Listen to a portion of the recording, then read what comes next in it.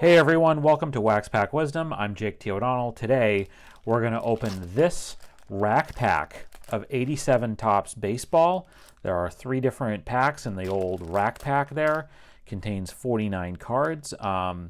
You've seen these before. I've opened a rack pack on the channel previously. I was going to do like trip rips, which you've seen us do before. We opened 3 packs and I decided I went into a box of packs and I saw this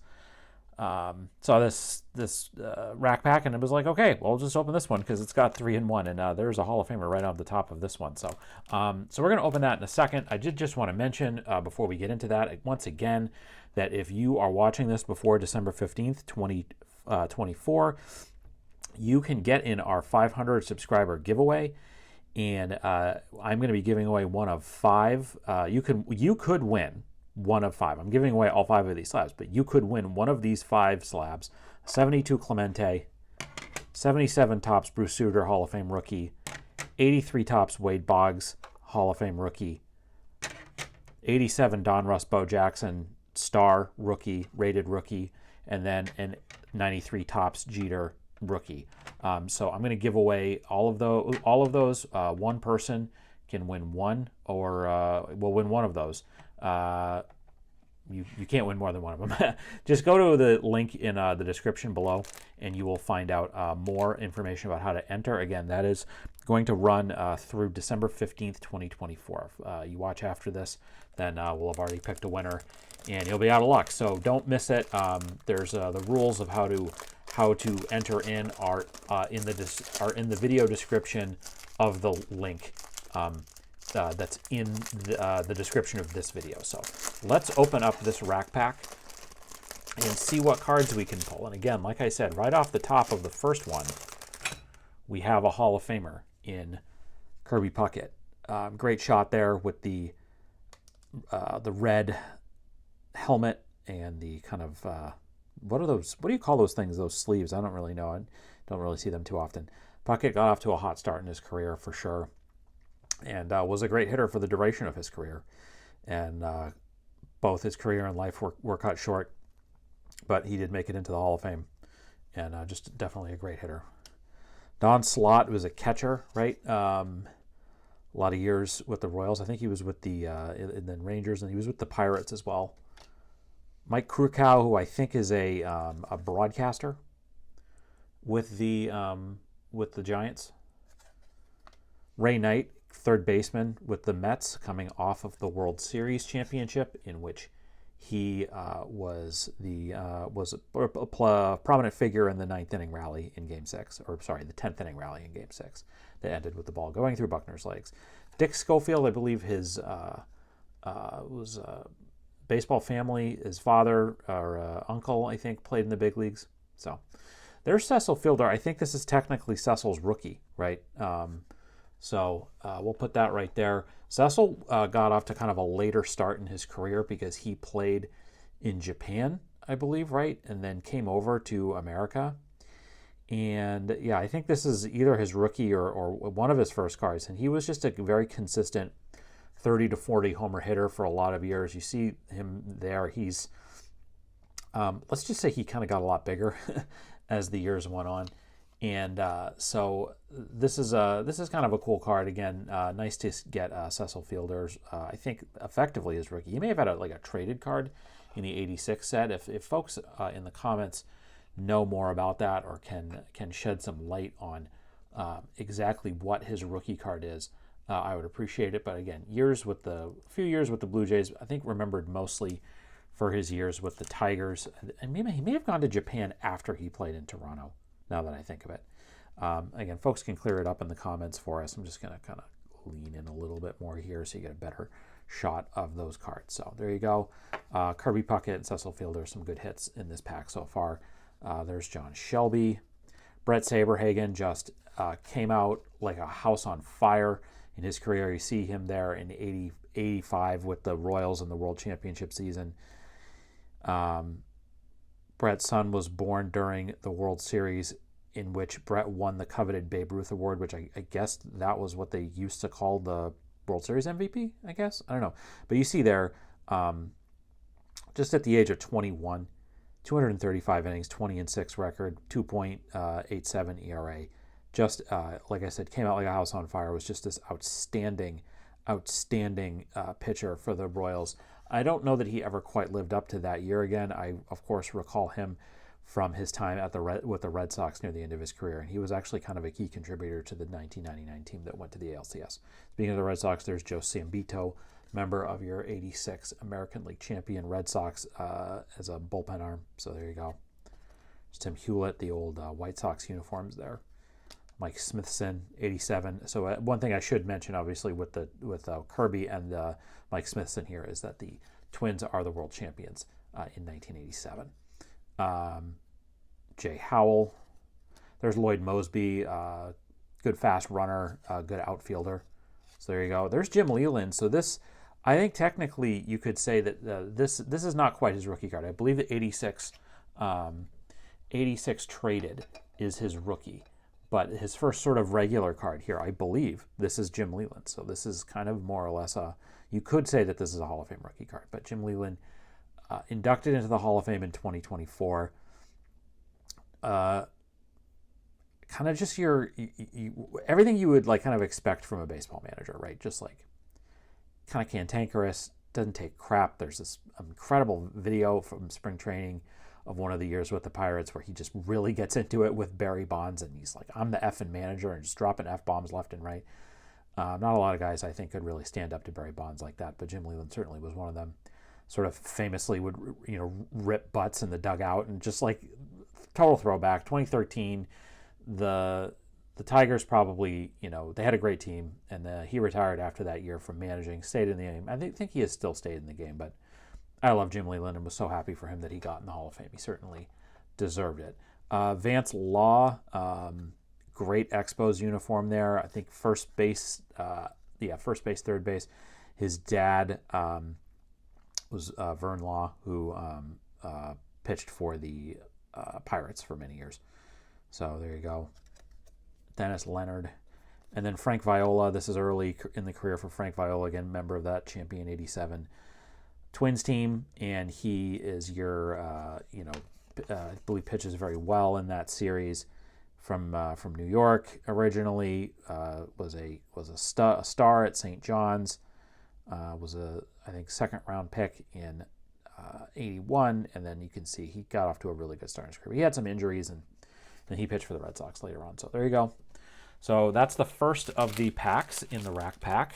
Let's see what else we can get.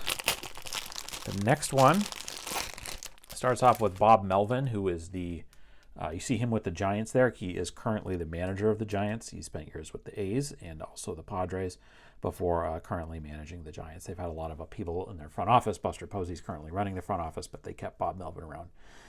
He's been a really good manager in the big leagues.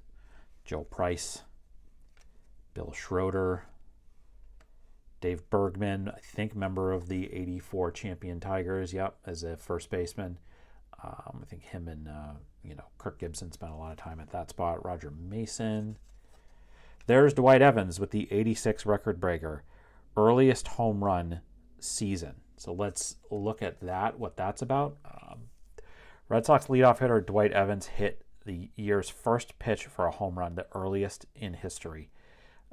Former mark was held by Cubs' Bump Willis, who hit the second pitch for a home run in '82, and Terry Poole hit it. So that was kind of the harbinger, right, of the season to come for the Red Sox, with Dwight Evans hitting a home run on the first pitch, and then eventually leading them to a World Series berth. But Dwight Evans should be in the Hall of Fame, and I have confidence, and I believe I'm going to will it into existence that he will get into the Hall of Fame during his lifetime. The Major League Baseball, or not Major League Baseball, but the committee that decides these things should not have him have the same fate as what I expect is going to happen with Louis Tiant this year, where he will get in the Hall of Fame right after he passed away. So hopefully Dwight Evans doesn't have to deal with that. Jamie Konkenauer, Mark Thurmond, Tom Browning, left-handed pitcher, threw a perfect game for the Reds. He also had some arm trouble late in his career. He broke his arm throwing a pitch, actually, kind of awful.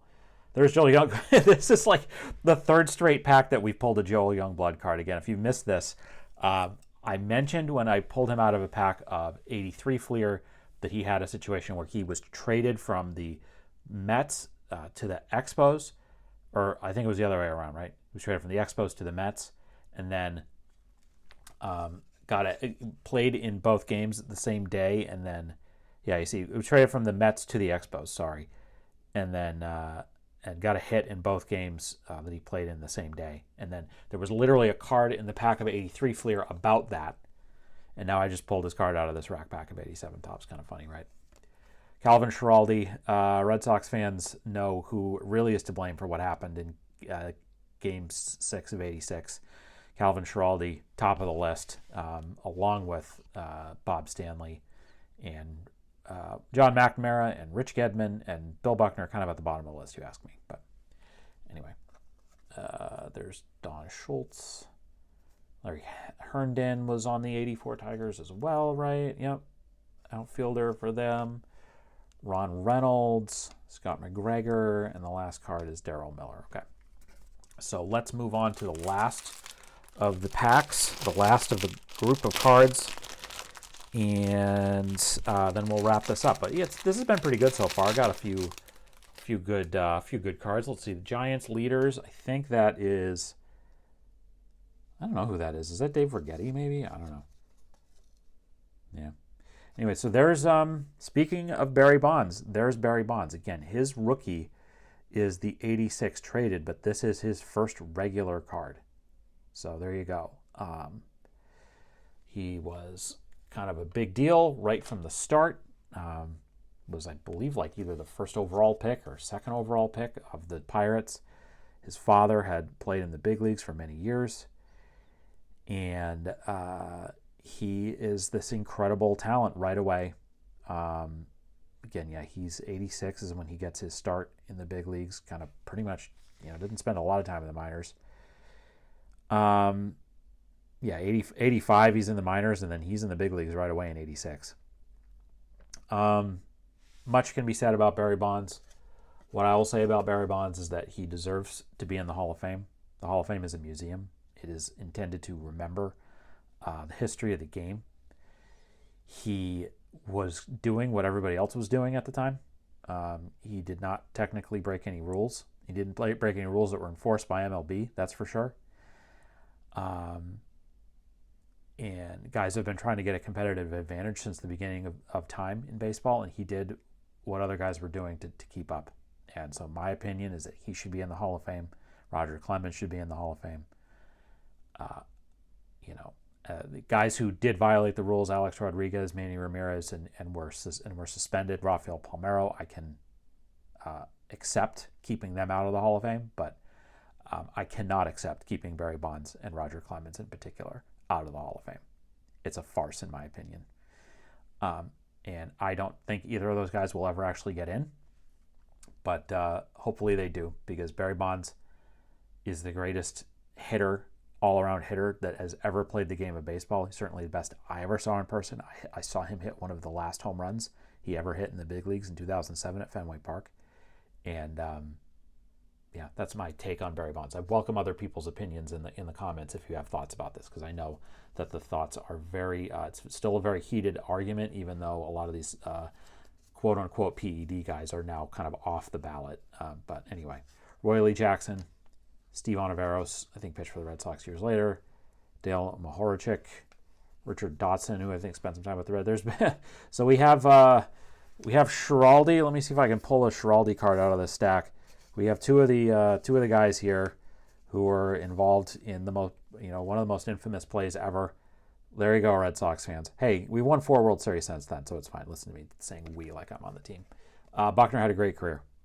Buckner not far off from being a Hall of Famer, honestly. Didn't, if he had stayed maybe a little bit more healthy at points in his career, he probably could have gotten over 3,000 hits. Just a very consistent hitter, and in his time was a really good defensive first baseman. So, and his memory is one that's strong in Boston, I would say, to this day.